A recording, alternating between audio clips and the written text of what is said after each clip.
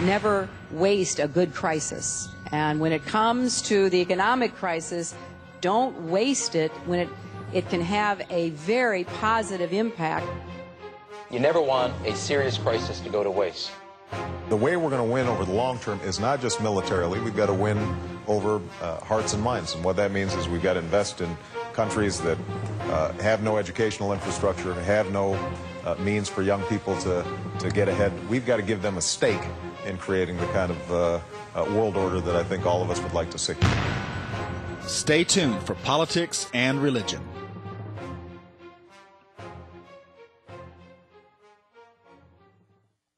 Well, you remember that case out in California? They call it Proposal 8 or Proposition 8.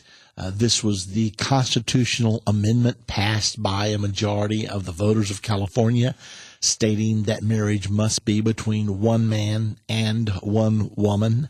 Now it's being challenged in the courts. I mean, how do you really challenge the constitutionality of a constitutional amendment? I don't have that one figured out yet. Well, I know what they're doing. They're actually going to federal courts in an attempt to overturn what the state of California, the people of the state of California, have decided. So federal courts are trying to determine whether same-sex marriage should be allowed within a particular state. That sounds like a states' rights issue to me, but they're challenging it on the grounds that their civil liberties are being violated by not being allowed to be married. How many millions of people's civil liberties have been violated over the last 230 years since the founding of this great nation, if that isn't all of a sudden true? Nonetheless, the trial has now been concluded and the decision is being wrestled with supposedly behind closed doors.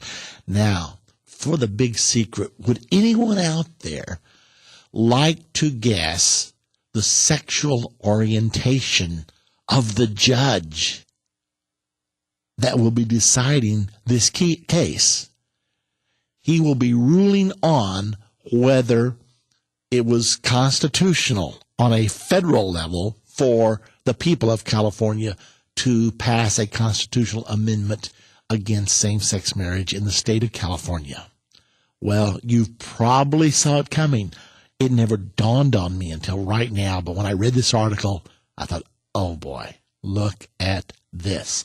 Well, according to the article that's being carried today, it simply states the biggest open secret in the landmark trial over same-sex marriage being heard in San Francisco is that the federal judge who will decide the case, Chief U.S. District Judge Vaughn Walker, is himself gay.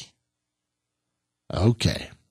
But many gay politicians in San Francisco and lawyers who have had dealings with Walker say the 65-year-old jurist appointed to the bench by President George H.W. Bush, that's George Bush Sr., in 1989, has never taken pains to disguise or advertise his orientation.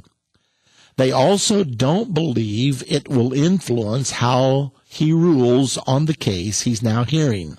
Won't have anything to do with it, right?